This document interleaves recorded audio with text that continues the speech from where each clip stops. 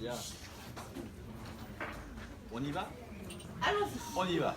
Bien. Bonjour à toutes et à tous.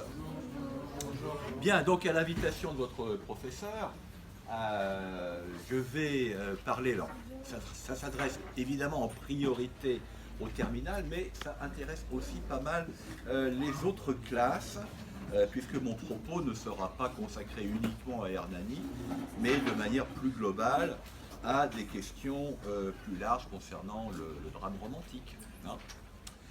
Alors, je vais partir des sujets de bac qui sont tombés l'année dernière sur Hernani. Bon, j'ouvre une parenthèse, ça n'est pas parce qu'Hernani est tombé l'année dernière que ça ne retombera pas cette année. Hein, ne faites pas ce genre de calcul stupide. Oui. Hein, bon. La première question qui était posée, c'était, dans sa préface, Victor Hugo remercie, entre guillemets, cette jeunesse puissante pour qui il dit travailler. En quoi Hernani est-elle la pièce de la jeunesse? En quoi Hernani est-elle la pièce de la jeunesse? Qu'est-ce qu'on aurait pu répondre à cette question? Alors, tout d'abord, on peut prendre l'âge même de Victor Hugo. La pièce est représentée pour la première fois le 25 février 1830. Elle a été écrite à partir de la fin de 1829. Quel âge a Victor Hugo en 1830? Je vais vous aider, il est né en 1802. 28 ans. Et il a 28 ans. Oh là. Il a 28 ans. Et il appartient à la génération romantique qui a eu 20 ans autour de 1820. Alexandre Dumas est né la même année que lui, donc Alexandre Dumas, il a aussi 28 ans en 1830. Gérard de Nerval est né en 1808. Alfred de Musset en 1810, donc lui, il est plus jeune. Donc, c'est ce qu'on appelle la génération romantique de 1820. Ils sont nés avec le siècle, ou autour du siècle. Voilà un premier élément de réponse. Comme si, au fond, cette nouvelle littérature, ou qui est présentée comme telle, était d'abord écrite par de jeunes auteurs. Deuxième élément de réponse. Lors de la fameuse, trop fameuse bataille d'Hernani, lors de la première représentation, eh bien, ceux qui ont fait beaucoup de tapage pour soutenir la pièce, pour venir aider Victor Hugo à la Comédie Française, eh bien, c'était la jeunesse romantique. La jeunesse romantique, des écrivains, des artistes, etc., qui se sont mobilisés, qui se sont d'ailleurs organisés véritablement en une sorte de gang pour tenir la salle, applaudir quand il fallait, et puis faire taire les opposants. Donc, deuxième élément de réponse. Je reviendrai sur cet aspect-là. Troisième élément de réponse. Les thèmes qui vont être développés dans Hernani peuvent effectivement être en phase avec les préoccupations, les interrogations, les revendications de cette jeunesse romantique. Et en particulier, dans Hernani, vous avez des héros jeunes, ils sont présentés comme tels, ils sont définis comme tels. Lesquels? Les terminales sont là-bas. Les terminales sont là-bas. Alors lesquels? Quels sont les héros jeunes dans Hernani? Pardon? Alors Hernani lui-même, Donia Sol, et puis il y en a un troisième qui est jeune. C'est le roi Don Carlos. Bien. Donc vous avez là trois des personnages principaux qui sont définis par des tas de critères, mais en particulier celui de la jeunesse. Ensuite, l'intrigue se développe autour de plusieurs conflits. L'un de ces conflits, c'est le conflit avec l'autorité ou le poids paternel. Et donc on est dans un conflit de génération. Hernani est une pièce dans laquelle il y a une opposition qui va se terminer tragiquement pour Hernani et Donia Sol entre le monde ancien et l'élan de la jeunesse. Hein? Je vous lis une petite citation tirée d'un ouvrage critique sur ce thème. Hernani est une tragédie de la mort. On reviendra sur le fait qu'on utilise le terme de tragédie pour ce qui est considéré comme étant un drame romantique. Le drame d'une société bloquée où les valeurs du passé, qui font sonner bien haut leur nom falsifié d'honneur et de fidélité, tissent leur toile mortelle autour d'une jeunesse dont la révolte et le combat restent inutiles et sans perspective. Voilà très exactement la réponse à la question. Alors pourquoi? C'est là qu'il faut replacer Hernani, mais plus généralement le romantisme, dans un contexte historique et idéologique. Quel est le régime politique au moment de la création d'Hernani, donc février 1830?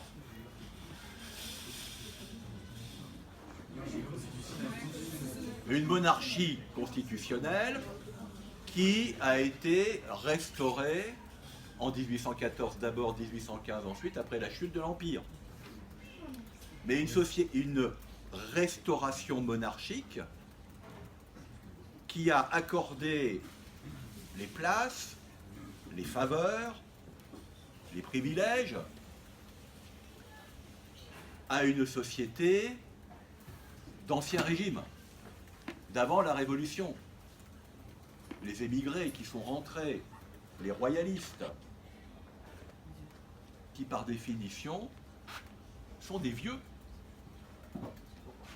On dira sous la Restauration, il y aura un certain nombre de pamphlets, de textes politiques, d'articles de journaux qui qualifieront le régime comme étant une gérontocratie.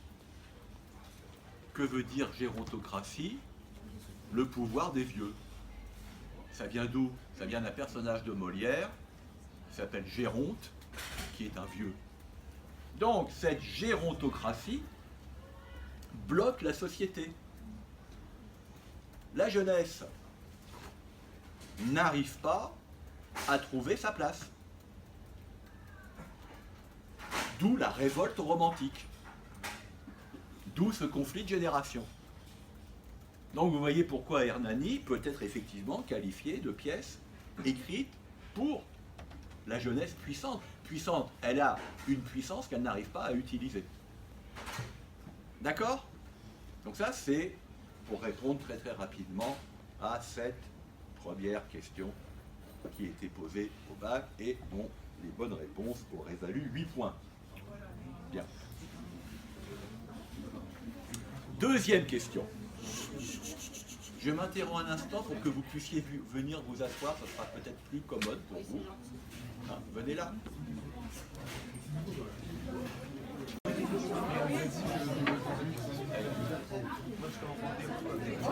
Ça y est, je reprends. La deuxième question qui était posée, et celle-là c'était 12 points. En avril 1830, donc oui, 2 mois après la création, Balzac, un nom qui vous dit quelque chose, grand romancier, mais qui fait aussi des articles de critique littéraire et de critique dramatique. Entre parenthèses, il n'a que 3 ans de plus que Victor Hugo, il est né en 1799. Balzac déclare à propos d'Hernani, « Rien n'y est neuf ». Question, qu'en pensez-vous?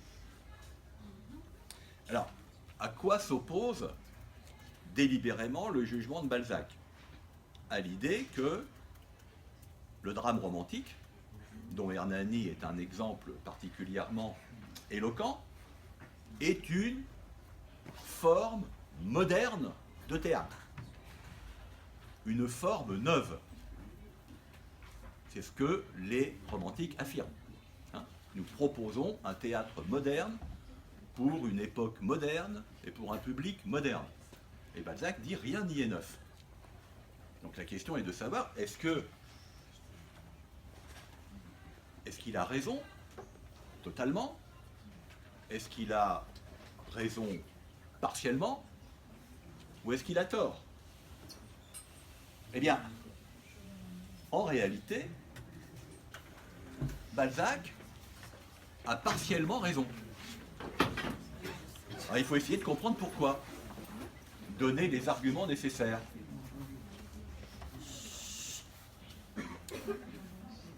Comme vous le savez, j'espère, ou en tout cas je vous le rappelle, si vous l'avez un peu oublié, Victor Hugo, en 1827, 3 ans avant Hernani, publie une pièce qui n'est pas destinée à la représentation, parce qu'elle est trop longue, elle est trop complexe, mais elle n'a jamais été conçue pour être représentée, avec laquelle il a écrit une préface. Cette pièce s'appelle Cromwell, et le texte, la préface de Cromwell, considéré comme étant le manifeste du nouveau théâtre romantique.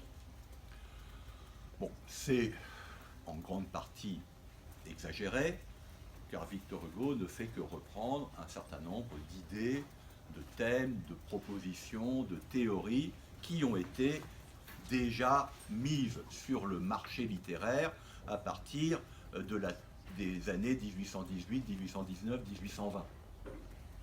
Mais l'intérêt, c'est qu'en rassemblant tout ça et en lui donnant un certain nombre d'éléments supplémentaires, il écrit le texte auquel tout le monde va se référer désormais pour définir le théâtre moderne. C'est donc une théorie du drame. Alors, pourquoi est-ce que Victor Hugo choisit le terme de drame après d'autres théoriciens du théâtre? Pourquoi drame? Pourquoi pas comédie? Pourquoi pas tragédie? Pourquoi pas d'autres appellations? Pourquoi? Que veut dire drame? Ça veut dire action, très bien. Ça vient de drama. C'est donc le terme le plus simple que l'on puisse utiliser pour définir un genre théâtral. Ce qui, déjà, avait été utilisé au XVIIIe siècle par Diderot et par d'autres auteurs qui définissent ce qu'ils vont appeler le drame bourgeois. Un drame bourgeois, pourquoi bourgeois? Parce que les personnages vont appartenir à différentes strates de la classe bourgeoise du XVIIIe siècle. Par opposition à quoi? Par opposition à la tragédie, dans laquelle les personnages sont tous des rois, des reines, des héros, etc.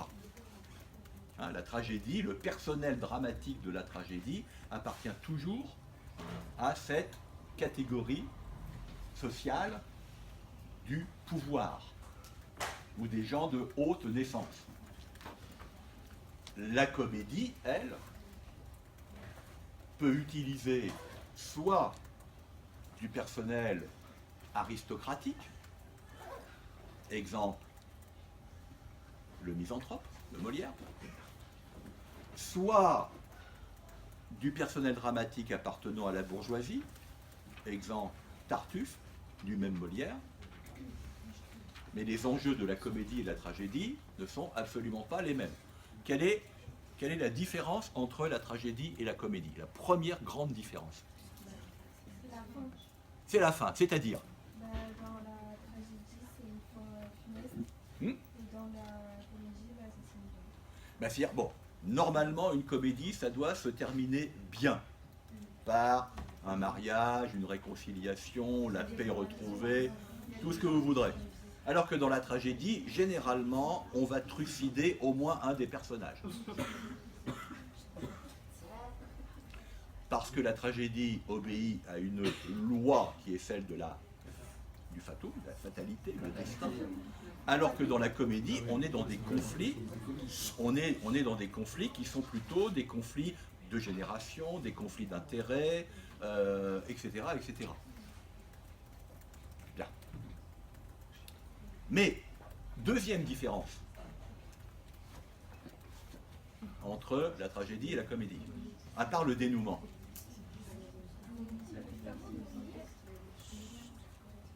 Là, j'ai entendu la tonalité d'ensemble. Très bien. Quelle est la différence entre la tonalité tragique et la tonalité comique?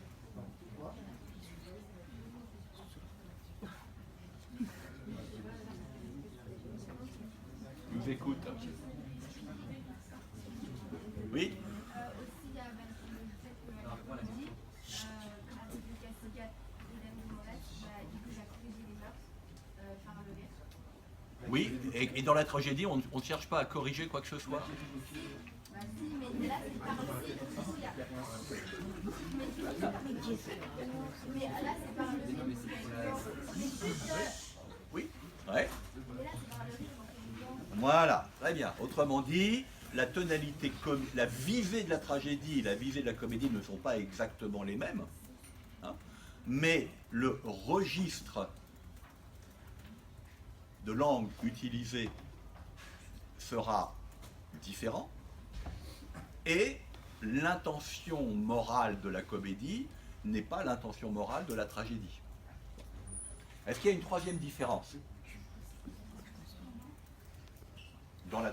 On parle de tragédie et comédie classique, hein, autrement dit 17e, 18e.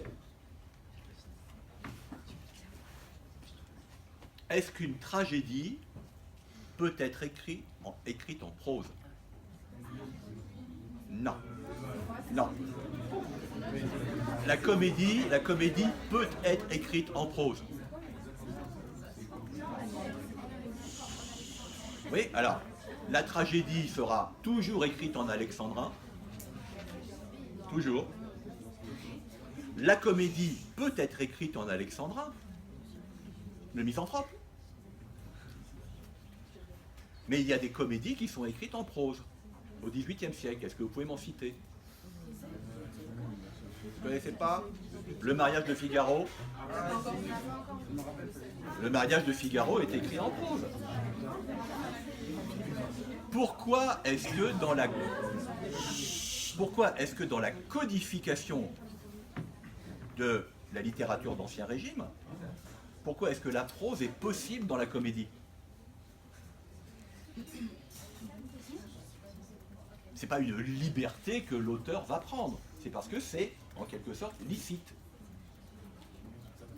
Parce que vous n'êtes pas dans le même registre entre tragédie et comédie. On considère que dans la tragédie, dont les enjeux sont particulièrement élevés, dont les personnages appartiennent à plus que l'aristocratie, hein, c'est le sommet de la société, eh bien, la langue que l'on doit utiliser est nécessairement la langue qui va avoir la plus grande valeur littéraire, aux yeux de la hiérarchie des genres de l'Ancien Régime. Hein, n'oubliez pas ça, la littérature d'Ancien Régime, elle est extrêmement codifiée.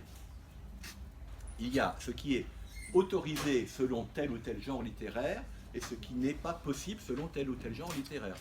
Hein? Je vais vous donner un exemple qui n'appartient pas au théâtre, qui appartient à la poésie. Les fables de La Fontaine.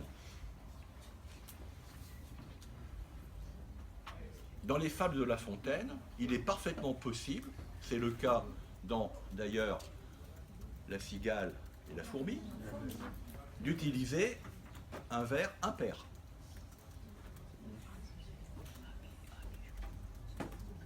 La cigale ayant chanté tout l'été. Désolé, le premier vers est un vers impair. Pourquoi est-ce que c'est possible? Parce que vous êtes dans le genre poétique de la fable, considéré comme un genre plus familier, par opposition au genre noble de la poésie, qui sont l'épopée, l'ode et l'élégie. Vous avez dit que les vers de Cigale et Fourmi, c'était un vers 10. C'est pas dit. C'est pas 10. La cigale ayant chanté tout l'été, ça fait 10.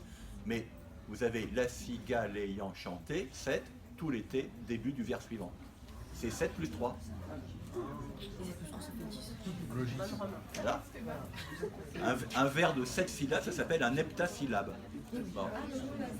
Donc, pourquoi est-ce que c'est possible dans la fable? Parce que c'est un genre familier. Ça n'est pas considéré comme un genre inférieur. C'est pas supériorité, infériorité. Mais c'est une poésie plus familière. Par conséquent, il y a plus de possibilités de versification que dans l'ode ou l'épopée ou l'élégie qui sera toujours en alexandrin, éventuellement en décasyllabe. D'accord, hein? Retenez bien ça, c'est un système de codification, il est à prendre tel qu'il est. Et les écrivains de l'époque jouent à l'intérieur de ce système de règles. Donc, le drame bourgeois au XVIIIe siècle sera un drame en prose, c'est-à-dire ce qui est possible dans la comédie, ce qui n'est pas possible dans la tragédie, mais les sujets du drame bourgeois ne seront pas des sujets comiques, ce seront des sujets sérieux. C'est ça la différence. La tragédie, c'est forcément un sujet sérieux. La comédie peut avoir des sujets sérieux ou des sujets plus comiques. Le drame essaye de combiner les deux. Donc vous êtes dans un genre hybride. Voilà pourquoi Diderot dira que ce sont des drames. Il doit refuser l'appellation tragédie comme l'appellation comédie, qui sont trop marquées par le système des règles auquel lui veut échapper pour écrire ce nouveau théâtre. Donc les romantiques, quand ils reprennent à leur compte le terme de drame, ils ont cette antériorité du théâtre du XVIIIe siècle. Ils n'inventent pas du tout le terme de drame.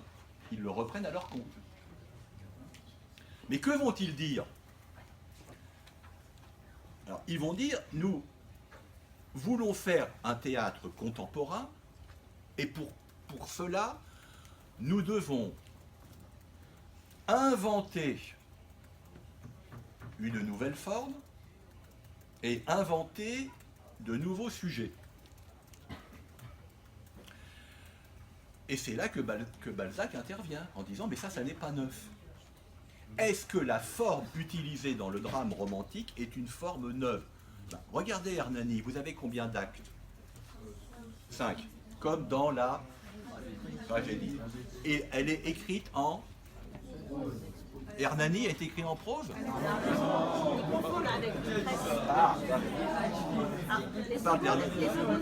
D'accord. Et justement, je vais y venir à Lucrèce. Hernani est en vers, mais Lucrèce est en prose. Donc, pour le même genre dramatique, on peut utiliser le vers ou utiliser la prose. Donc, ce qui permet de récuser la règle trop rigide du théâtre classique. Bien. Mais Balzac dit, mais ça n'est pas neuf, puisque justement l'écriture en prose ou l'écriture en vers dans une pièce en 5 actes, c'est quelque chose qui a déjà été fait. Il a parfaitement raison. Il dit, les romantiques vont dire, nous allons également refuser la règle, une des grandes règles du théâtre classique, qu'on appelle la règle des 3 unités. Oui, très bien. Une seule action, dans un seul lieu, en une seule journée. D'accord? Voilà la fameuse règle des 3 unités. Voilà, temps, lieu, action, action, lieu, temps, comme vous voudrez. Non, 3. Mais oui, ça remonte à très loin, cette règle des 3 unités. Mais c'est une règle fondamentale du théâtre classique. D'accord? Alors, oui? Est-ce qu'il garde la bienséance de la voix? Très bonne question, et j'y reviens juste après. Là, le drame romantique, lui, va essayer de faire éclater l'unité de temps et l'unité de lieu. La question de l'unité d'action, ben, excusez-moi, elle n'est pas vraiment remise en cause. Si vous pouvez me trouver des drames romantiques dans lesquels il n'y a pas d'unité d'action, vous me téléphonez parce que ça m'intéresse. Ce que vous allez avoir, c'est une action centrale, principale, avec éventuellement des actions connexes, adjacentes. Mais vous aviez déjà ça dans le théâtre classique. Si vous regardez des tragédies du XVIIIe siècle, bon, qui sont en général assez ennuyeuses, elles ne sont plus du tout représentées, mais c'est intéressant quand on s'intéresse à cette question-là, on voit qu'il y a des tentatives d'action centrale avec des actions adventices. Donc c'est pas neuf. D'accord? Donc là aussi, Balzac n'a pas tout à fait tort. Autre règle, qui elle n'est pas une règle de structure, mais qui est une règle de tonalité, d'ensemble. La règle de la bienséance et la règle de la vraisemblance. Bon. Alors, la règle de la bienséance, qu'est-ce que ça a impliqué, notamment dans la tragédie? Voilà, on ne montre jamais un assassinat. Ils ont lieu en coulisses. Hein, et on vient dire, oh, il a été tué. Autre élément de la règle de bienséance.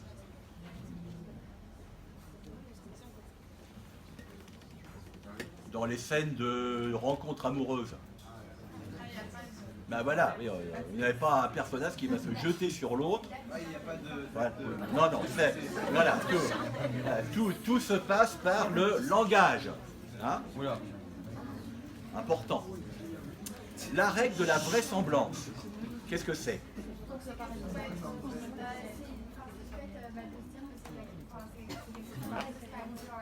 Voilà, c'est-à-dire qu'on ne va pas faire intervenir quelque chose de totalement fantastique ou autre qui viendra en quelque sorte résoudre un conflit ou une situation. Il faut que tout soit crédible. Puisque on est dans la fiction, une pièce de théâtre c'est une fiction, mais il faut que ce soit crédible sur le plan de la raison. Oui. Mais du coup, pourquoi à certains moments il faut apparaître des monstres? Ah, excellente question. Parce que lorsque vous êtes dans des pièces mythologiques, dans le personnel mythologique, vous avez des créatures monstrueuses. Vous avez des créatures fantastiques. Et vous avez les dieux. Donc là, c'est parfaitement licite parce que vous êtes dans une référence à un univers qui est connu de tous à l'époque, puisqu'ils connaissent tous la mythologie. Donc là, on peut. Simplement, si vous faisiez une tragédie contemporaine au XVIIe siècle, vous ne pourriez pas faire intervenir un monstre. Ça ne serait plus vraisemblable pour la société du XVIIe siècle. Alors on va trouver des substituts. Le substitut, par exemple, c'est à la fin de Tartuffe. Lorsque Tartuffe semble avoir gagné la partie, eh bien, on va faire intervenir la figure royale, qui va dire non. Qui va dire non, cela n'est pas possible. Hein. Nous vivons sous un prince ennemi de la fraude. Alors ça, c'est tout à fait vraisemblable. Et c'est aussi, évidemment, de la part de Molière, un hommage rendu à Louis XIV.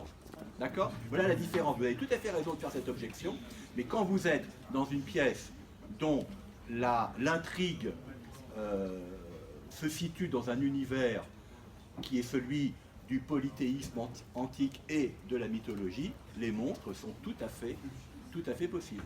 Hein. C'est évidemment le cas dans Phèdre. Hein. Donc là, la vraisemblance n'est pas remise en cause. D'accord? Bien, donc, est-ce que dans le drame romantique, les règles de vraisemblance et de bienséance vont être remises en cause?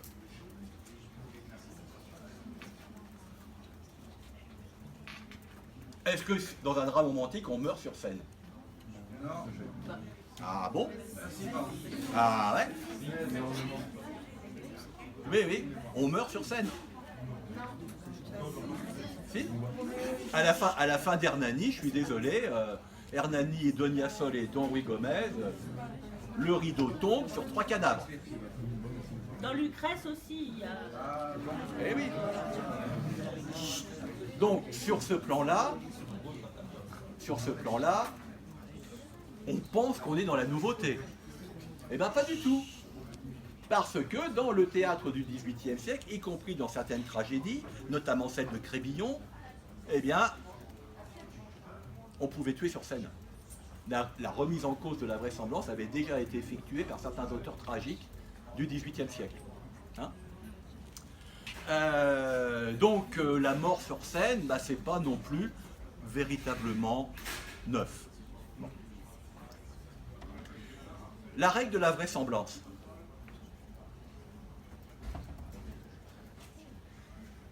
Est-ce que dans Lucrèce ou dans Hernani, vous avez des éléments de l'intrigue ou de situation ou des événements dont on peut s'interroger quant à leur vraisemblance? Pardon? Bon, effectivement, un roi qui se cache dans un placard, ça fait un peu désordre. D'accord. Ça n'est pas évidemment totalement impossible, mais on voit bien qu'il y a une rupture par rapport à une certaine codification, hein, de la vraisemblance et de la bienséance par ailleurs.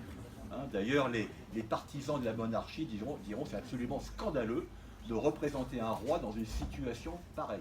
Bon. Autre élément, où la vraisemblance est un petit peu chatouillée.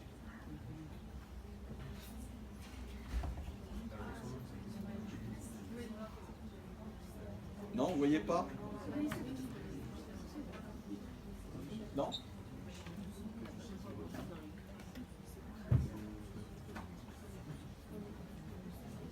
C'est le nombre de retournements de situation, de coups de théâtre, etc., etc. Le coup de théâtre, dans le théâtre classique, il n'en faut pas trop. Sinon, les spectateurs vont crier à l'invraisemblance. Tandis que dans le théâtre romantique, vous avez une multiplication de coups de théâtre, de retournements, etc.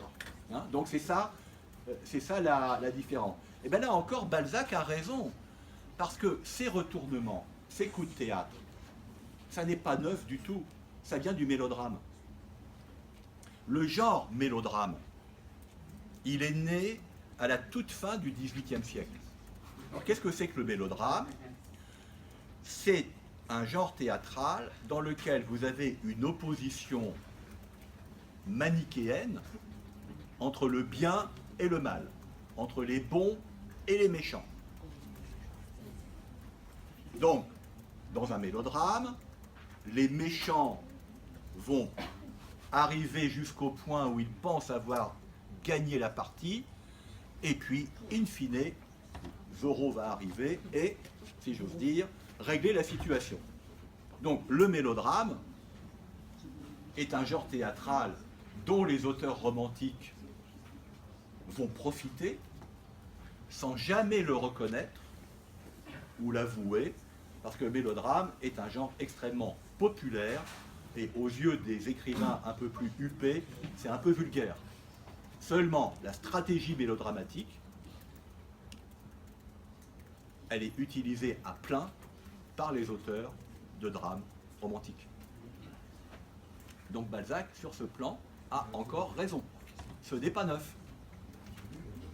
Alors, est-ce qu'on est amené à dire, bon ben finalement, Balzac a raison sur toute la ligne? Alors non, pourquoi? Quel est le point sur lequel Balzac a tort de dire rien n'y est neuf? On a dit tout à l'heure, il fallait, pour les romantiques, définir un nouveau genre, une nouvelle forme, et trouver de nouveaux sujets. C'est sur le plan du sujet qu'une pièce comme Hernani ou qu'une pièce comme Lucrèce Borgia vont présenter de la nouveauté. Alors pourquoi? Parce que dans le drame romantique, la dimension idéologique principale, c'est celle de l'histoire. À cause de quoi? Tout simplement à cause de la révolution, de l'Empire, et de tout ce qui s'est passé.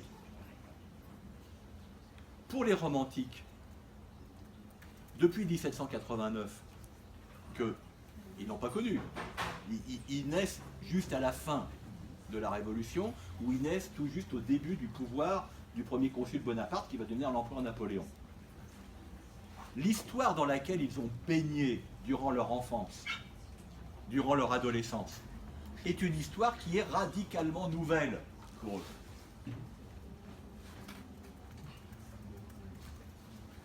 Et du coup, lorsqu'ils voient que la restauration monarchique essaye de revenir au moins sur certains points vers l'ancien régime, ça leur paraît complètement décalé. Et donc, pour eux, le théâtre contemporain, qui leur est contemporain, doit être un théâtre qui va mettre en scène l'histoire. Et la dimension historique ou la situation historique des personnages, et donc des intrigues dans lesquelles les personnages vont être pris. Or, l'histoire en tant que telle n'était pas un sujet majeur du théâtre d'Ancien Régime, même si dans la tragédie, vous allez avoir souvent la question du pouvoir politique.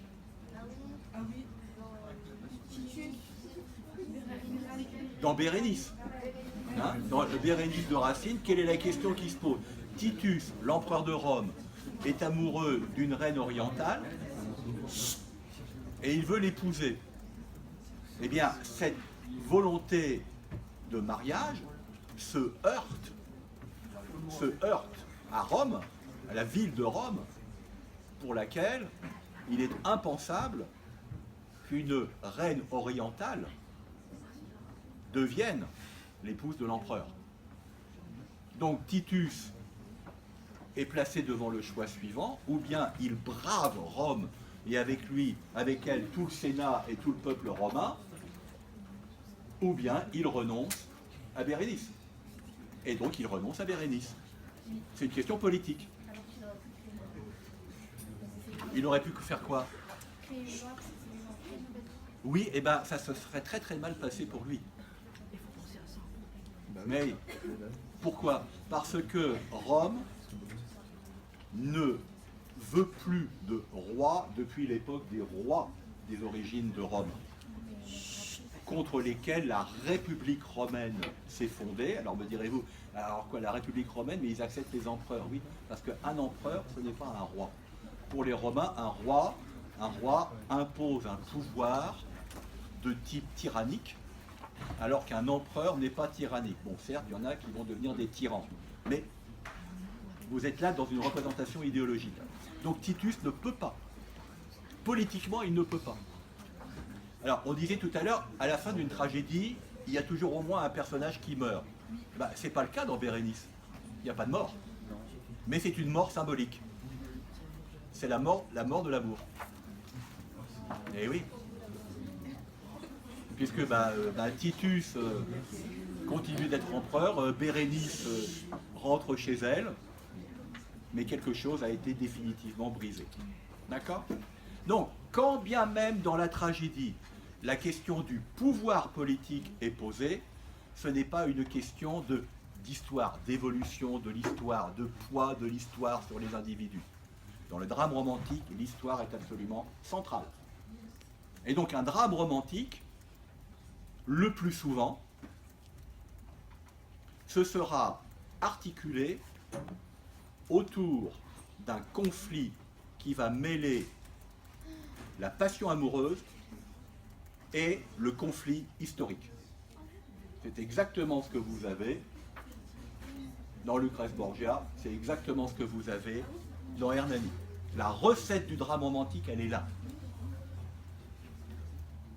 On ne comprend pas un drame romantique si on ne voit pas que l'intrigue et le rapport entre les personnages sont gouvernés par une problématique historique. Voyons le cas dans Hernani. Voyons ce que ça donne. Quelle est la dimension politico-historique d'Hernani? Allons très vite. Pour le préalable, vous avez un roi, Don Carlos, qui est un roi de type libertin, hein, et qui veut absolument avoir Donia Sol, et qui est prêt à tout pour cela, mais Donia Sol aime et est aimé d'Hernani, qui est un chef de bande. Il est présenté comme tel au début, après on va apprendre que c'est quelqu'un d'autre, en réalité. D'où rivalité amoureuse entre un roi qu'on peut qualifier de prédateur et une jeune fille qui, elle, est prête à tout pour défendre son honneur et son amour pour Hernani. Conflit amoureux, passion amoureuse Hernani-Donia Sol, et évidemment, exercice tyrannique d'un pouvoir royal sous forme de libertinage. D'accord ? Voilà le point de départ. Si l'intrigue se limitait à cela, on serait dans une pièce, je dirais, relativement banale. Donc le conflit, il faudrait savoir comment on va résoudre le conflit. Est-ce que Don Carlos va parvenir à ses fins? Oui ou non? S'il n'y parvient pas, comment est-ce que Hernani et ou Donia Sol vont pouvoir s'opposer à la volonté royale? Et c'est là que la chose devient plus intéressante, plus complexe et beaucoup plus riche. Puisque Hernani, ce chef de bande pourchassé par le pouvoir royal, est en réalité un grand d'Espagne, Jean d'Aragon, autrement dit Don Juan. Enfin, c'est pas le Don Juan du Don Juanisme, hein, mais en espagnol, Jean d'Aragon, c'est Don Juan. Jean d'Aragon, donc un des grands d'Espagne. Je vous rappelle que dans l'aristocratie espagnole, ce qu'on appelait les grands d'Espagne, c'est vraiment la couche supérieure. Il n'y a pas plus haut dans l'aristocratie espagnole que les grands d'Espagne. Ils avaient le droit de se couvrir devant le roi. Alors vous me direz, c'est pas grand-chose. Ah si, c'est capital. Le fait de pouvoir garder son chapeau devant le roi, c'est marquer une forme, au fond, d'égalité. Et certains grands d'Espagne avaient le droit de rentrer à cheval dans les églises. Également, une sorte d'identification du Grand d'Espagne au pouvoir religieux. Bon. Alors pourquoi est-ce que Don Jean d'Aragon est devenu chef de bande? Parce que le père de Jean d'Aragon a été pourchassé et tué par le père de Don Carlos. Autrement dit, il y a là la question des pères et des fils. Nous revenons à ce que je vous disais tout à l'heure à propos de la jeunesse. Donc, voilà un premier élément de complexification de l'intrigue. Deuxième élément de complexification de l'intrigue, Donia Sol, qui est une Silva. Les Silvas sont grands d'Espagne, comme Jean d'Aragon, et la nièce de Don Ruy Gomez, un vieux. Que veut faire Don Ruy Gomez? Il veut épouser sa nièce. C'est-à-dire, on est quand même limite inceste.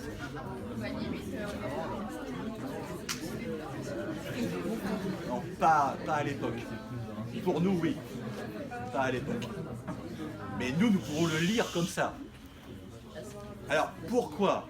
Ça n'est pas uniquement parce que vous avez un vieux qui veut épouser une jeune fille, ce qui est un cas assez banal.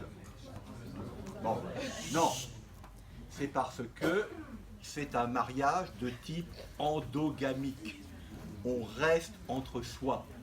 On reste dans la même caste aristocratique. Et c'est là que la chose devient encore plus intéressante. C'est que la pièce d'Hernani, historiquement, qui se situe en quelle année?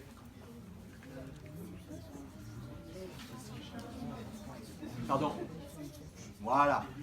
Donc qui se situe au XVIe siècle. Au XVIe siècle, en Espagne, vous êtes dans le conflit entre la vieille société féodale et le nouveau pouvoir monarchique qui veut s'imposer et qui veut donc éradiquer toute possibilité de révolte aristocratique contre le pouvoir royal. Exactement au XVIIe siècle, vous aurez la même situation en France, lorsque Louis XIV, le jeune Louis XIV à l'époque de la Fronde, est contesté par une révolte aristocratique. Ça vous explique Versailles. Louis XIV voudra ensuite contrôler l'aristocratie en l'obligeant à rester auprès de lui à Versailles. Et comme ça, l'aristocratie n'est plus en mesure de se révolter contre le pouvoir de la monarchie absolue. L'histoire de la monarchie française, c'est le passage d'une monarchie dans laquelle les grands ont encore un pouvoir politique à une monarchie dans laquelle les grands n'ont plus de pouvoir politique. Le pouvoir politique est concentré dans la personne du roi. C'est exactement ce que vous avez dans Hernani. Ruy Gomez fait partie, et Don Jean d'Aragon, Hernani, font partie de cette haute aristocratie susceptible de se rebeller contre le pouvoir royal.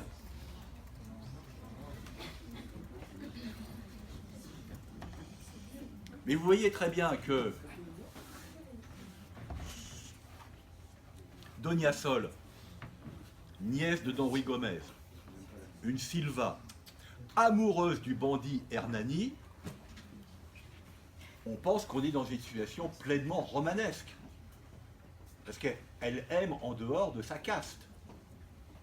Mais en réalité, elle aime quelqu'un dont elle ne sait pas qu'il fait partie de sa caste. Jean d'Aragon. Caste, on appelle caste un groupe social qui fonctionne, si vous voulez, en circuit fermé, dans son propre système de valeurs, qui refuse de laisser entrer en son sein d'autres éléments. La différence entre une caste et une classe, c'est ça. La classe peut être ouverte, la caste est toujours fermée sur elle-même. Oui. Mais du coup, les gens de. J'ai pas très bien entendu, c'est que les castes, j'ai pas entendu. Mais du coup, ils entretiennent quel lien? Je comprends pas. Enfin, Quel lien? C'est-à-dire entre ouais, entre Hernani et Donia Sol? non, Dans la caste. À l'intérieur de la case. Ils ont le même système de valeurs aristocratiques qui deviennent aux yeux de la monarchie des valeurs désuètes ou bien dangereuses. Mais ce que vous avez de manière... en plus, c'est l'orgueil aristocratique de la caste. Et ce qui est particulièrement important, c'est la question de l'honneur. Bon, j'allais en parler après, je peux en parler maintenant, c'est pas grave. Le sous-titre d'Hernani, c'est Hernani ou l'honneur castillan.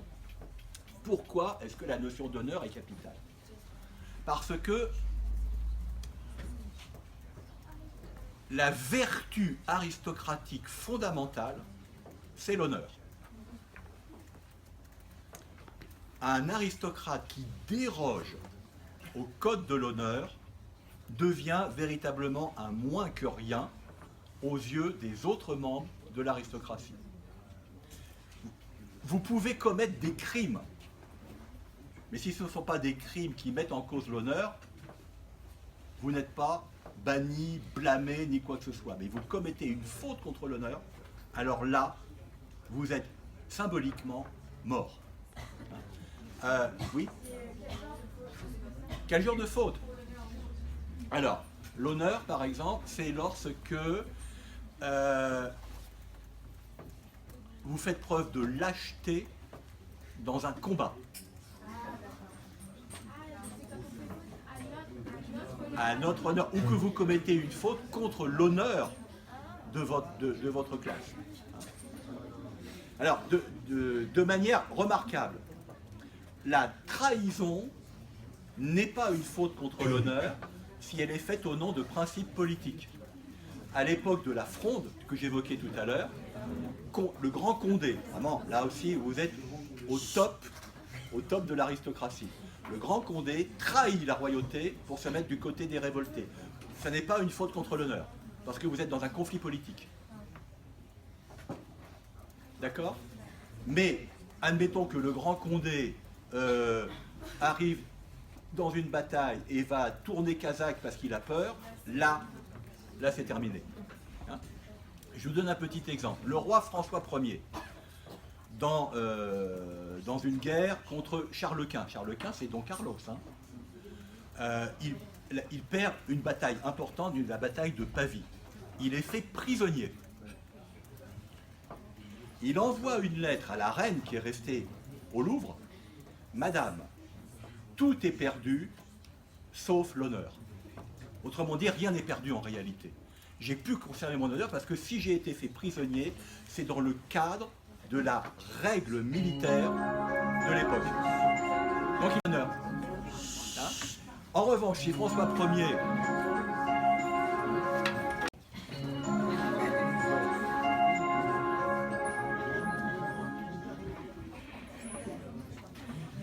si François Ier avait fui le champ de bataille, là il était déshonoré.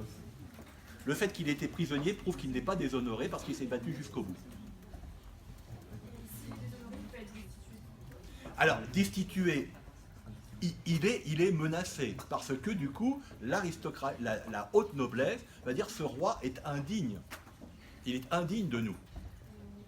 D'accord? Donc, la question de l'honneur dans Hernani est absolument fondamentale. Et ça vous explique Don Ruy Gomez. Don Ruy Gomez, en tant que grand d'Espagne, est évidemment attaché par tout son être à l'honneur. Donc, lorsque il cache Hernani et que le roi Don Carlos arrive chez lui, Don Ruy Gomez aurait personnellement intérêt à livrer Hernani, il se débarrasse d'un rival. Mais il ne peut pas le faire, parce qu'il manque à l'honneur. À partir du moment où il a caché Hernani, il lui a donné sa parole. Il ne peut pas reprendre sa parole. Donc Hernani, qui est l'amant de Donia Sol, que veut épouser Don Ruy Gomez, Hernani se trouve protégé par Don Ruy Gomez, au nom de l'honneur. Deuxième chose, vous savez qu'à la fin de cette scène, Don Ruy Gomez dit à Hernani, eh bien, je t'ai sauvé la vie. Hernani dit, oui, tu m'as sauvé la vie, donc tu peux me demander maintenant ce que tu veux. Et Don Ruy Gomez lui dit, je te donne ce corps, lorsque tu entendras le son du corps, tu feras exactement ce que je voudrais. Et Hernani jure. Eh bien, à la fin de la pièce, Don Ruy Gomez, fou de jalousie, après le mariage d'Hernani et de Donia Sol, va exiger la vie d'Hernani. Et c'est le code de l'honneur. C'est pour ça que Hernani ne peut pas ne pas mourir. Parce que lui aussi a le même code de l'honneur. Voilà, ça vous explique la loi de la pièce, qui est un ressort tragique. C'est là que le drame d'Hernani ou le drame de Lucrèce sont quand même assez proches de la tragédie. Et voilà pourquoi dans la citation que je vous disais tout à l'heure, Hernani est une tragédie de la mort. Il n'y a pas séparation absolue, opposition absolue entre le drame et la tragédie de ce point de vue-là. Ce qui est remplacé dans ce drame romantique par rapport à la tragédie, ben c'est que la fatalité de la tragédie est ici la loi de l'honneur. Et si Hernani dérogeait à cette loi de l'honneur, mais il serait indigne de lui-même, indigne de Donia Sol. laquelle est une Silva. Elle a le même code que l'honneur. La preuve, elle est prête à se tuer pour ne pas céder à Don Carlos. C'est le code de l'honneur. Bah, c'est comme dans le CID. Hein? On a l'occasion. Exactement, dans le site, c'est pareil. Hein? Vraiment, Alors évidemment, tout ça est, d'une certaine façon, est très loin de nous. Mais pour comprendre la pièce et pour comprendre le rapport entre les personnages, vous devez absolument tenir compte de ça. Alors, autre élément de complexité d'Hernani, de la pièce Hernani, entendons-nous, c'est que Don Carlos, le roi, il va connaître une véritable métamorphose. C'est lorsqu'il devient empereur d'Allemagne. Hein, vous vous souvenez, il est candidat au trône d'empereur du Saint-Empire romain germanique. Alors ça, c'est la vérité historique. Hein. Le roi d'Espagne va être élu empereur du Saint-Empire romain germanique. C'était une élection. Hein, il y avait 7 grands électeurs et qui votaient pour départager les différents candidats au trône du Saint-Empire romain germanique. Donc il y a eu Don Carlos, enfin le roi d'Espagne, il y a eu François Ier, il y a eu le grand-duc de Saxe, si ma mémoire est bonne.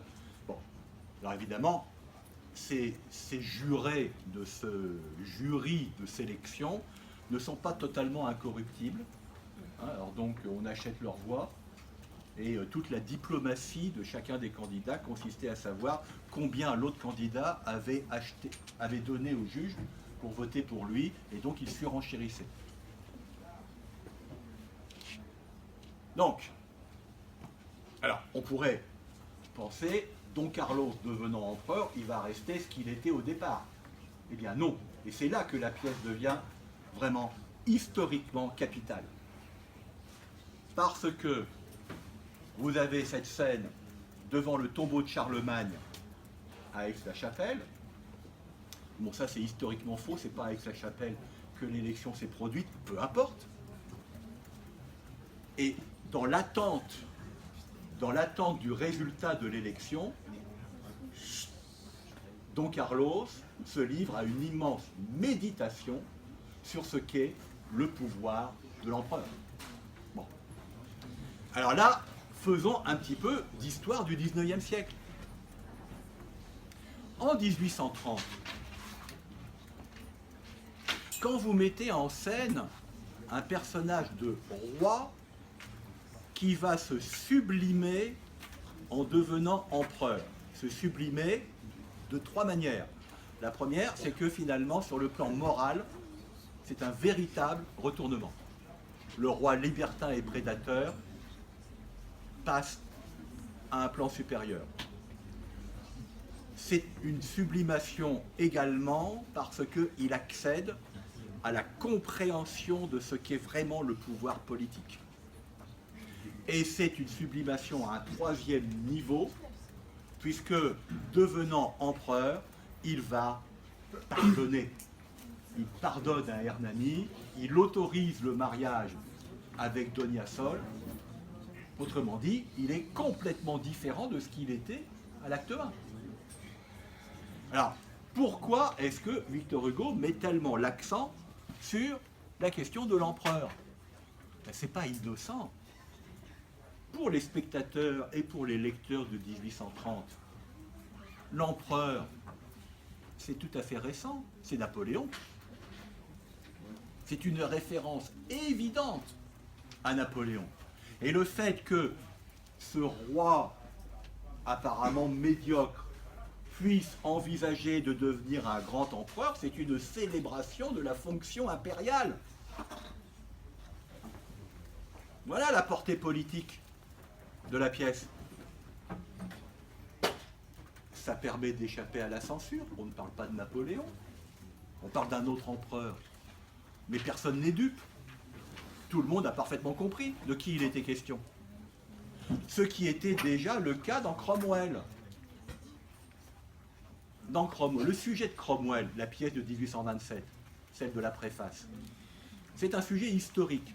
Vous savez que Cromwell a renversé le roi d'Angleterre, Charles Ier, hein, c'est la Révolution anglaise, et il l'a fait décapiter. Hein. Les Anglais ont décapité leur roi avant les Français. Hein. Et Cromwell a pris le titre de Lord protecteur de l'Angleterre. C'est une république parlementaire avec un chef qui est Cromwell, le Lord protecteur. Donc on a changé de régime politique. Le Parlement anglais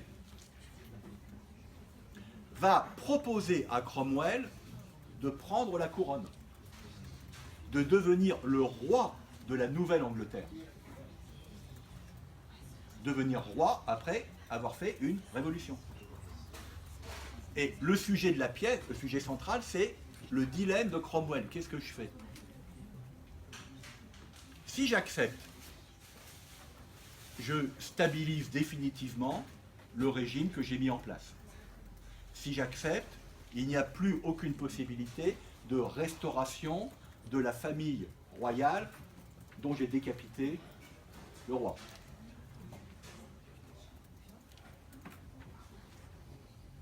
Mais si j'accepte, est-ce que je ne trahis pas les principes au nom desquels j'ai fait la révolution? J'ai fait la révolution contre un pouvoir royal.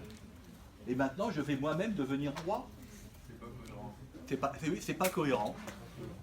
Donc, qu'est-ce qu'il va choisir? Il va renoncer. Il va refuser la proposition du Parlement anglais. C'est le sujet de la pièce.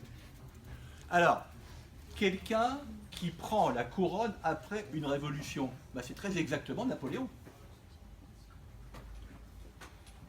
Donc déjà en 1827 dans Cromwell, Hugo avait posé cette question de qu'est-ce que c'est que le pouvoir politique? Qui est le légitime détenteur du pouvoir politique lorsqu'il y a eu une révolution? Et dans Hernani, il fait l'apologie du système impérial. De plus, cette grande méditation, c'est le plus long monologue du théâtre romantique français. Hein. Le grand monologue de Don Carlos. Pardon? Je crois que c'était Figaro. Du théâtre romantique. Ah, pardon. Le plus long monologue du théâtre d'Ancien Régime, c'est le monologue de Figaro, à la fin du mariage de Figaro. Mais dans le théâtre romantique, c'est le monologue de Don Carlos. Il est d'ailleurs souvent dans les représentations, on fait des coupes. Parce que, un, c'est très long, et deux, pour l'acteur, c'est vraiment une performance. Hein, imaginez-vous ce que c'est que pour un acteur d'avoir à débiter un texte très très long comme ça. Comment est-ce que je vais le jouer? Quel va être mon jeu de scène? À quel moment est-ce que je dois faire des pauses, etc. C'est un vrai travail d'acteur, hein, très très difficile. Bon, je ferme la parenthèse. Donc ça se déroule devant le tombeau de Charlemagne. Pourquoi Charlemagne? Parce que Charlemagne est un des modèles de l'Empire français. Lorsque Napoléon se fait couronner empereur, il se fait couronner empereur par qui? Par le pape. C'était déjà le cas de Charlemagne. Les rois n'étaient pas couronnés par le pape. Et en plus, Napoléon, comme vous le savez, il se met la couronne lui-même sur la tête pour bien montrer que c'est lui qui tient le pouvoir. Mais le pape est là. Donc, pour les spectateurs et les lecteurs de la pièce en 1830, tout ça est très connu. Ce sont des références qui leur parlent. Nous, évidemment, on est presque 2 siècles après. Mais eux, non. Hein? Ils savent très très bien que la pièce est une pièce qui est doublement historique. Historique parce qu'il y a une dimension historique dans la pièce, et elle est historique parce que ça fait référence à l'histoire récente de France, sans jamais mentionner quoi que ce soit directement. Mais il n'y a là aucun mystère, croyez-moi. D'accord, hein, vous avez bien vu cette chose-là? Donc sur ce plan-là, Eh bien, Balzac a tort. Au théâtre, c'est effectivement assez neuf que de poser ainsi la question politique et la question historique. D'une manière générale,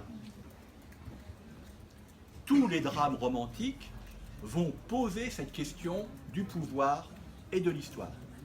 Alors me direz-vous, mais pourquoi est-ce qu'ils vont chercher des sujets qui sont éloignés dans le temps et éloignés dans l'espace? Pourquoi aller chercher du côté de Lucrèce Borgia? Pourquoi aller chercher toujours chez Victor Hugo du côté de Marie Tudor, du côté de Marion Delorme, du côté d'Hernani, du côté de Ruy Blas, etc.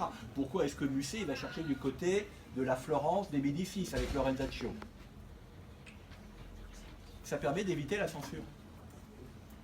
Le théâtre, au XIXe siècle, est soumis à la censure. C'est-à-dire que tout auteur doit soumettre sa pièce à un service du ministère de l'Intérieur qu'on appelle le bureau de la censure. Donc ils lisent les pièces et ils relèvent ce qui leur paraît choquant, inacceptable, une formulation qui prête trop à polémique politique. Et donc ils rendent après le manuscrit. Alors parfois ils peuvent interdire complètement. Hein, disons, ce sujet est absolument inadmissible. Ou bien ils la rendent avec des corrections fortement suggérées, ou ils l'acceptent complètement. Bon, ça c'est le cas des comédies et autres qui ne posent pas de problème de ce type. Hein. Donc, les auteurs de drames romantiques savent très bien que s'ils mettent en scène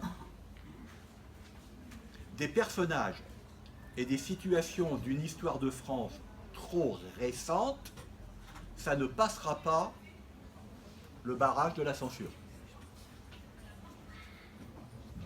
Donc ils vont trouver dans les histoires d'autres pays et dans des siècles antérieurs des situations qui peuvent être interprétées en rapport avec l'histoire de France, mais qui formellement ne traitent pas de questions politiques de l'histoire de France.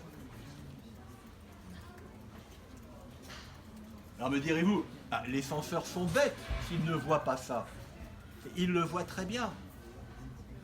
Mais ils n'ont pas d'arguments valables à opposer. Ils ne peuvent pas dire, mais là vous parlez de un tel. Vous évoquez ça. Ah mais non, pas du tout, regardez.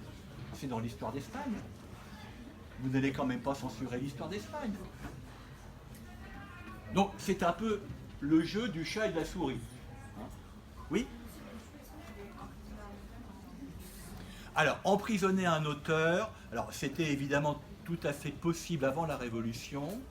Après la Révolution, vous pouvez emprisonner un auteur lorsque, enfin, en tout cas, vous pouvez le traîner devant les tribunaux lorsqu'il va remettre en cause de manière violente le pouvoir politique, la religion, ou ce qu'on appelle les bonnes mœurs. Alors, je vais prendre un exemple un peu plus tardif que Hernani ou Lucrèce Borgia. On va prendre, il y a eu 3 procès littéraires en l'année 1857. Donc on est sous le Second Empire. C'est le procès de Madame Bovary de Flaubert, le procès des Fleurs du Mal de Baudelaire, et le troisième, on l'oublie toujours, c'est le procès d'un roman d'Eugène Sue, qui est un roman social assez avancé. Qu'est-ce qu'on reproche? On va s'intéresser à Flaubert et à Baudelaire. Qu'est-ce qu'on leur reproche? Qu'est-ce qu'ils ont... Alors, dans le cas de Baudelaire, il aurait écrit des poèmes obscènes. Et dans le cas de Flaubert, il porte atteinte aux bonnes mœurs Parce que c'est un roman, dit-on, dans lequel l'adultère de l'héroïne n'est pas condamné par le romancier. Alors, Baudelaire a perdu son procès et a été obligé de retirer des Fleurs du Mal 6 poèmes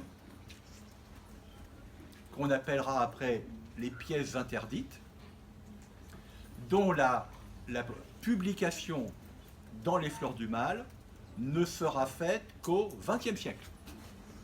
Mais évidemment, c'est toujours le cas, dès qu'un texte littéraire est interdit, ça circule. Il n'y avait pas les réseaux sociaux, mais croyez-moi, ça circulait bien. Tout le monde connaissait les poèmes censément obscènes de... alors, quelle est l'obscénité de ces poèmes? C'est que c'est une célébration d'amours homosexuels féminines. Baudelaire avait même envisagé d'intituler les Fleurs du Mal les lesbiennes. Alors que ce n'est pas du tout la majorité des poèmes du recueil, mais à titre de provocation. Donc ces 6 pièces interdites sont des poèmes consacrés aux amours lesbiennes. On va étudier d'ailleurs dans le cadre de la poésie les Fleurs du Mal. Ouais. Donc ça vous intéresse, Voilà. cette information vous intéresse. Voilà, vous pourrez vous précipiter sur les pièces interdites.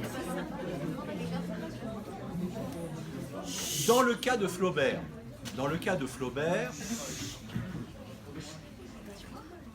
alors le procès est tout à fait intéressant, le procès de Baudelaire est très intéressant, hein, mais le procès de Flaubert peut-être encore plus. Alors nous avons les textes du procès, nous avons le réquisitoire du procureur et nous avons la plaidoirie du défenseur. Alors, le procureur du procès de Madame Bovary s'appelait Pinard, ça ne s'invente pas, et il a remarquablement lu Madame Bovary. Il a fait un relevé très précis, très détaillé, de toute une série de propos, de situations, etc. Et son argument, c'est, oui, c'est un roman d'adultère, mais ça, il y en a des tas au XIXe siècle. Tiens, petite parenthèse. Pourquoi est-ce qu'il y a autant de romans d'adultère au XIXe siècle? C'est à la mode, oui. C'était à la mode avant, et c'est à la mode après. Mais pourquoi est-ce qu'il y en a autant? Parce qu'au XIXe siècle, le divorce est interdit. Illégal, depuis 1816. Et il sera rétabli qu'en 1884. Donc, Madame Bovary, Emma Bovary, malheureuse en ménage, ne peut pas divorcer. Donc l'adultère, c'est la compensation, si vous voulez. Hein? Balzac écrit énormément de romans d'adultère parce que Balzac s'intéresse à la condition féminine et à la condition de la femme mariée.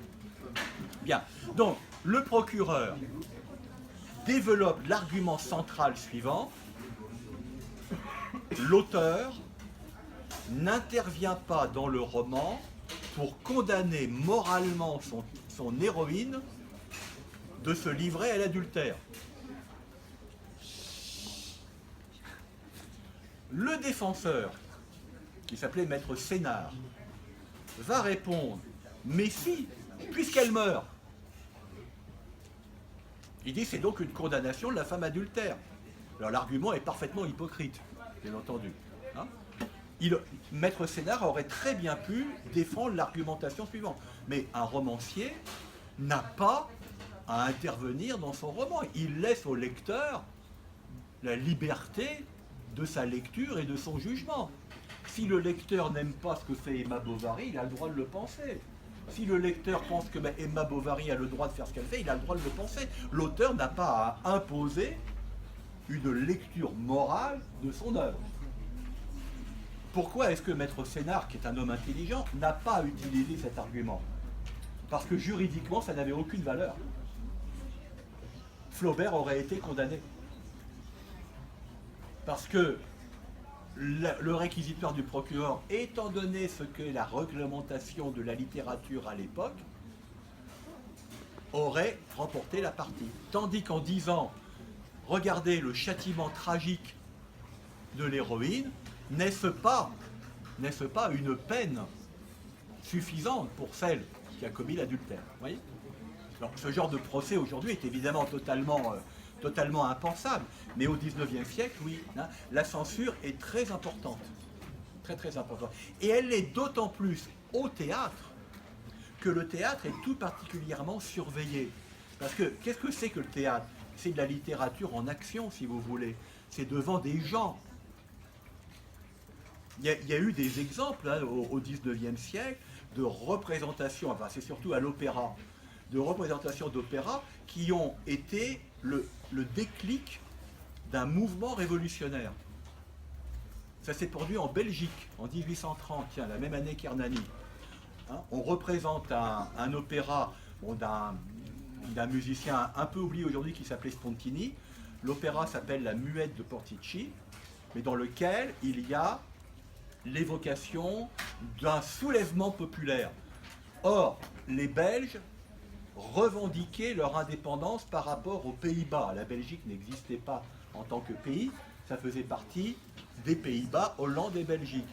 Et donc, le public de l'opéra a été soulevé d'enthousiasme par cette représentation. Il est descendu dans la rue et c'était le début de la révolte des Belges pour leur indépendance. Hein?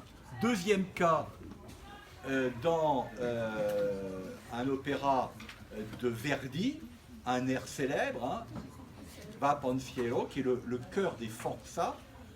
Le chœur des Forçats dans l'opéra a soulevé d'enthousiasme le public italien qui a reconnu dans les esclaves, le chœur des esclaves, pas des Forçats, dans les esclaves de l'opéra, sa propre situation par rapport à la domination autrichienne.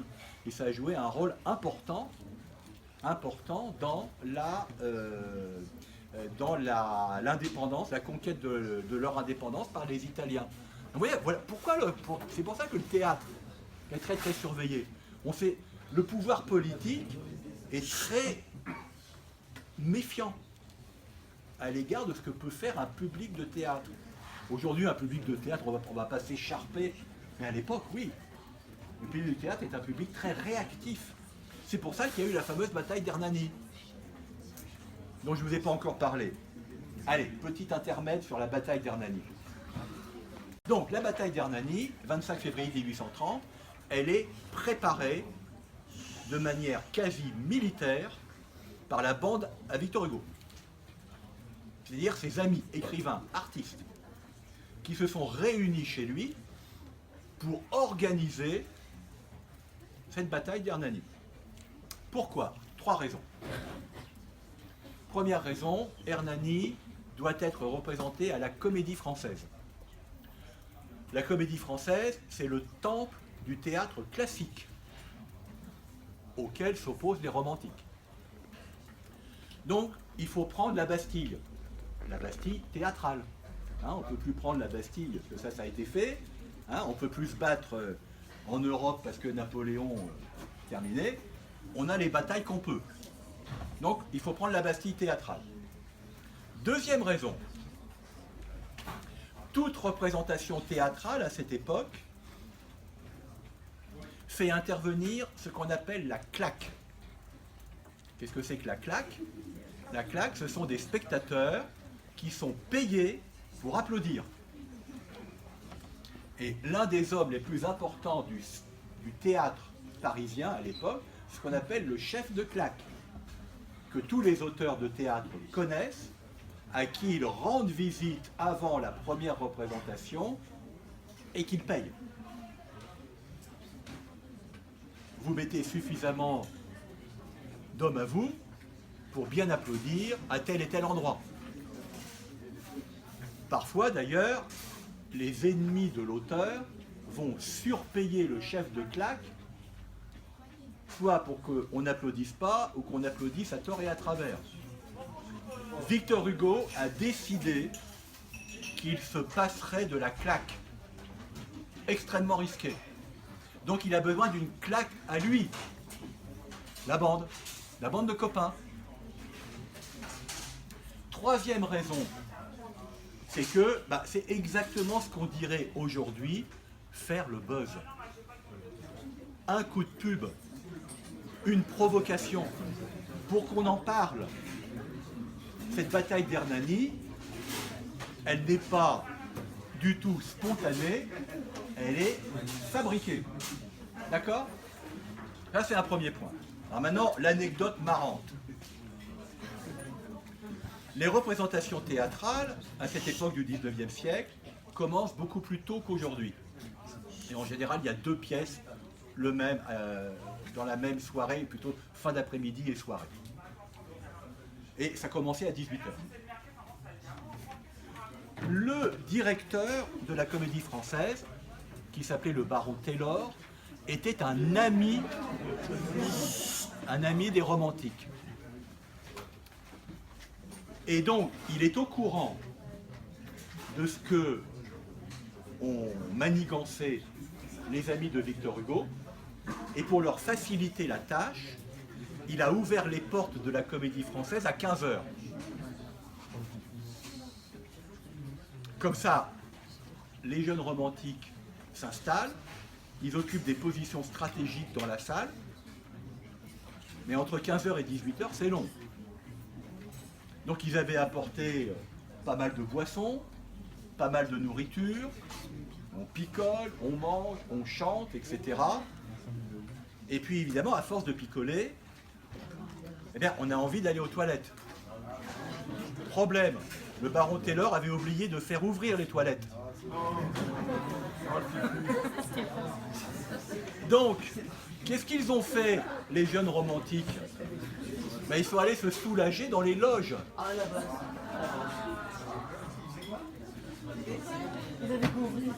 Ils sont allés uriner dans les loges. À 18h, le public arrive. Et dans les loges, c'est le public des abonnés, hein, c'est-à-dire ceux qui payent un abonnement à l'année pour venir quand ils veulent à la Comédie Française.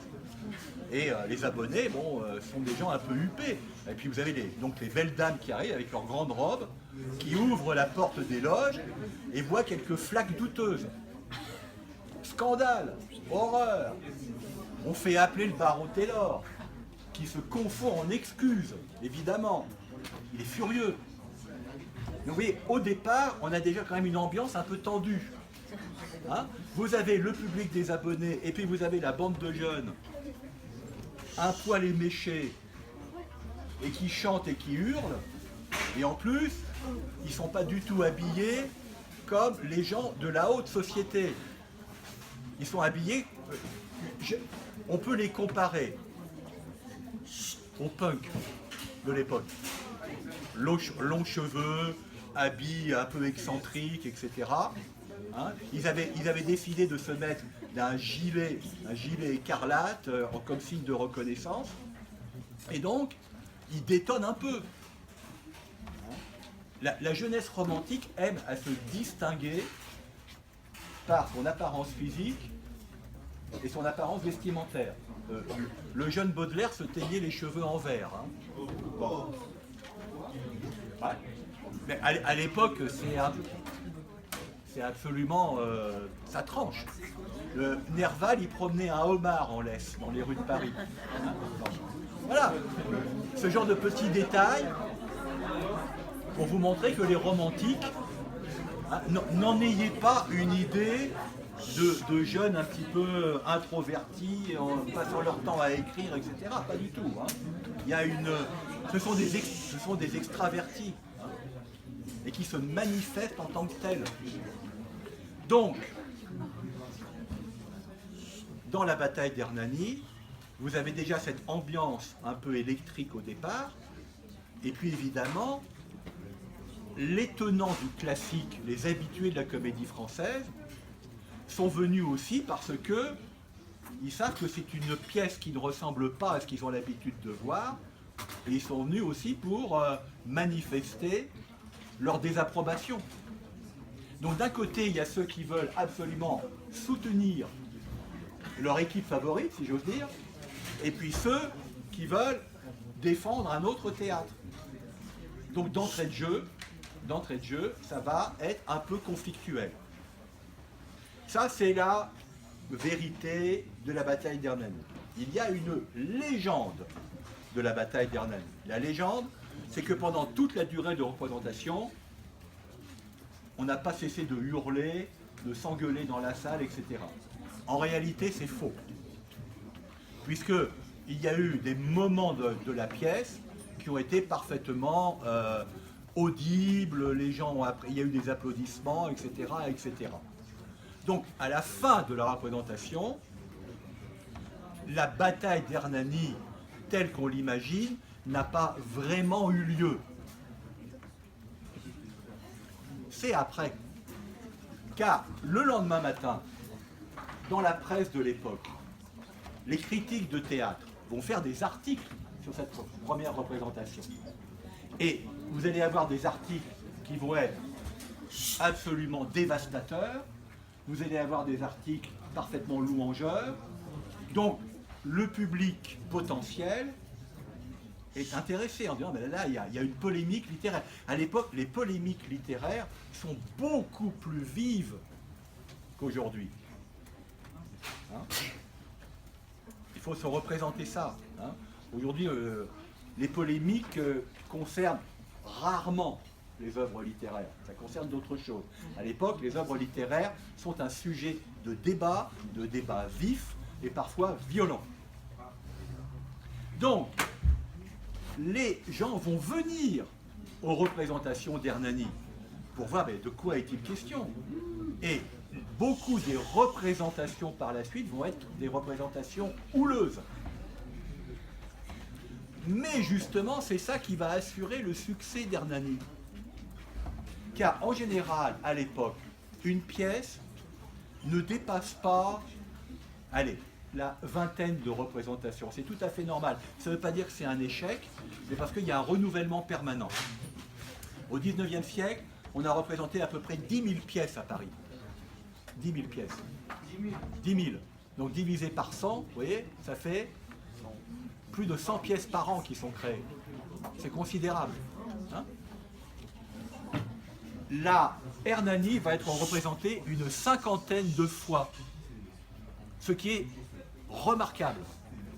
Et à chaque fois, la salle est pleine. Donc le baron Taylor, il est ravi, parce qu'évidemment, ça rapporte de l'argent au théâtre. Victor Hugo, il est également ravi. D'une part, on parle de lui, et d'autre part, ça lui rapporte de l'argent, car dans la première moitié du XIXe siècle, les droits d'auteur ne sont pas du tout ceux que nous connaissons aujourd'hui. Aujourd'hui, un auteur, il est rétribué au prorata des ventes.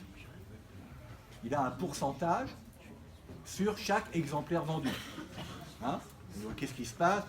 Vous écrivez un livre, vous allez voir un éditeur qui l'accepte, il va vous faire une avance sur droit, je dis n'importe quoi, il vous donne 1 000 €, et lorsque votre pourcentage sur les ventes aura atteint 1 000 €, vous toucherez un pourcentage sur la suite. D'accord? Ça marche comme ça. Au XIXe siècle, pas du tout. Vous avez écrit un livre, vous allez voir un éditeur, il vous dit, bon, je vous le prends, mais je vous donne une somme une bonne fois pour toutes. Et après, vous ne toucherez rien sur les ventes. Donc si vous avez un livre qui va se vendre à 10 000 exemplaires, bah, vous l'avez un peu mauvaise. Parce qu'en réalité, vous avez été volé. La seule exception, c'est le théâtre. Un auteur touche un pourcentage sur les recettes théâtrales. Ça vous explique pourquoi tous les écrivains du XIXe siècle veulent faire du théâtre. Parce que ça, si ça marche, c'est un moyen de vivre de sa plume. Sinon, c'est très difficile de vivre de sa plume. Balzac, il passe des années et des années à écrire, tout simplement parce qu'il veut vivre de sa plume et que, eh bien, c'est un boulot extrêmement ardu. D'accord? Bien. Donc, la bataille d'Hernani n'est pas vraiment l'événement du 25 février 1830, mais c'est un événement qui s'est construit et poursuivi sur les représentations successives. Alors l'histoire littéraire l'a retenu comme événement majeur, Et elle a été aidée par les souvenirs et les mémoires des participants de la bataille d'Hernani, comme Théophile Gautier. Et là, on revient à la première question sur la jeunesse. Théophile Gautier dit, nous étions jeunes. La bataille d'Hernani, c'est notre jeunesse. On s'est battu pour ça. Alors, il y a un petit côté ancien combattant, hein, mais c'est aussi cette célébration de l'énergie de la jeunesse qui se manifeste lors de la bataille d'Hernani. Et à partir de là, le drame romantique en tant que genre, il est, si vous voulez, installé. Il a été joué à la Comédie Française. Jusque-là, c'était pas gagné. Pourquoi? Parce que dans le système des salles de théâtre à Paris au XIXe siècle, vous avez, et c'est toujours le cas aujourd'hui, vous avez ce qu'on appelle les théâtres subventionnés, c'est-à-dire ceux qui reçoivent de l'argent de l'État pour leur fonctionnement, la Comédie Française, l'Odéon, l'Opéra Comique, qui sont considérés comme salles de théâtre. Voilà les 4 salles subventionnées au XIXe siècle. Toutes les autres salles sont des théâtres dits privés, qui ne reçoivent aucune subvention et qui ne peuvent vivre que des recettes, des représentations, des pièces qui sont montées sur leur scène. Donc retenez bien cela. De la même façon que la question de la censure est importante pour comprendre le théâtre au XIXe siècle, la question de l'organisation théâtrale, du système théâtral, de la réglementation théâtrale est tout à fait important. Donc, à partir du moment où vous vous êtes imposé sur la scène de la Comédie Française, en même temps, vous imposez un genre théâtral qui aurait très bien pu n'être représenté que sur des scènes privées. C'est le cas d'ailleurs, hein. Le drame romantique va être joué à la Comédie Française, à l'Odéon, comme sur les scènes privées. D'accord? Vous avez bien enregistré ça? Oui, d'accord? D'accord. Bon. Est-ce que vous avez des questions? Hein? Il y a encore énormément de choses à dire. Hein. Je vous ai fait quelque chose de très, très rapide. Hein. Est-ce que vous avez des questions? Alors, soit sur le drame romantique en général, soit sur Hernani en particulier, soit sur Lucrèce Borgia, soit comparaison éventuellement avec le théâtre classique Tipfel, soit sur d'autres questions liées à ça. Si je peux y répondre, c'est avec plaisir. Profitez de ce que je suis là. Je vous rappelle que les premières sont concernées par le baccalauréat et l'objet d'étude du théâtre. Que les secondes, on étudie, on prépare la première déjà. Et que les terminales...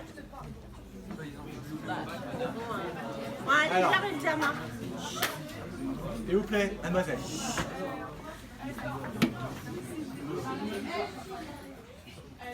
Charisme.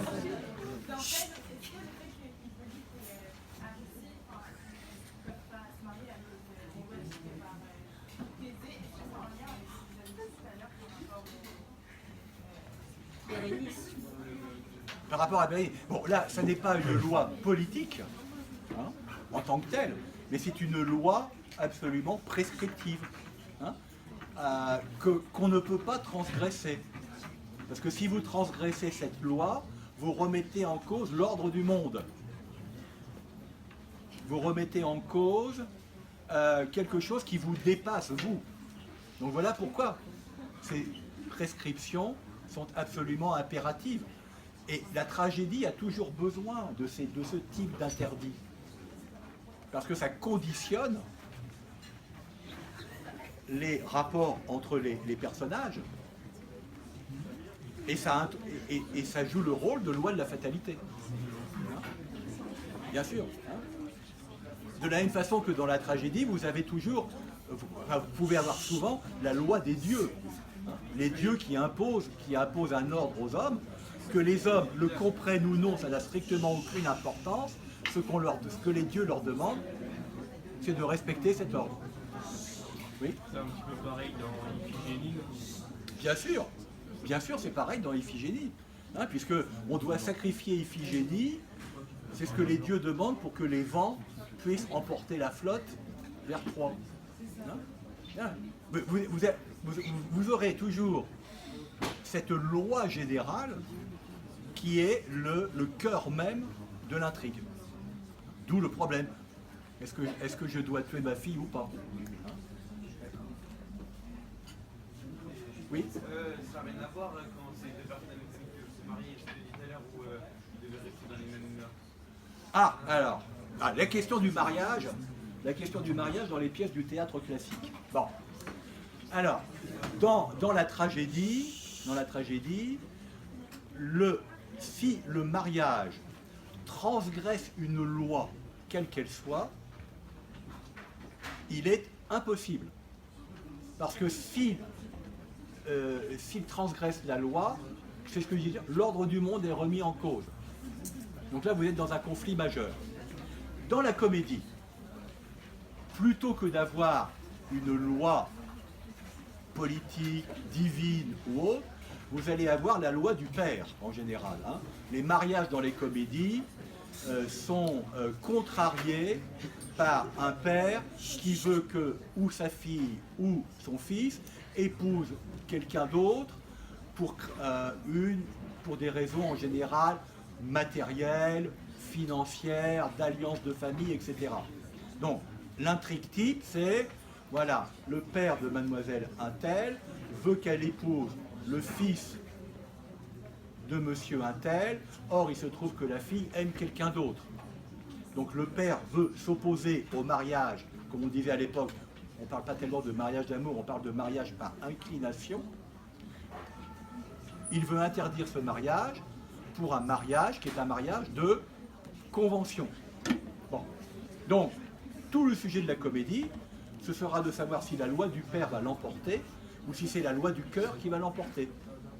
Pour qu'une comédie se termine bien, il faut que ce soit la loi du cœur qui l'emporte. Et c'est le cas le plus souvent. Donc, la loi du père va être vaincue par la loi du cœur. Ce qui, dans la tragédie, est absolument impossible. Hein? D'accord? D'autres questions? Bon. Ben écoutez, je vous remercie de votre attention.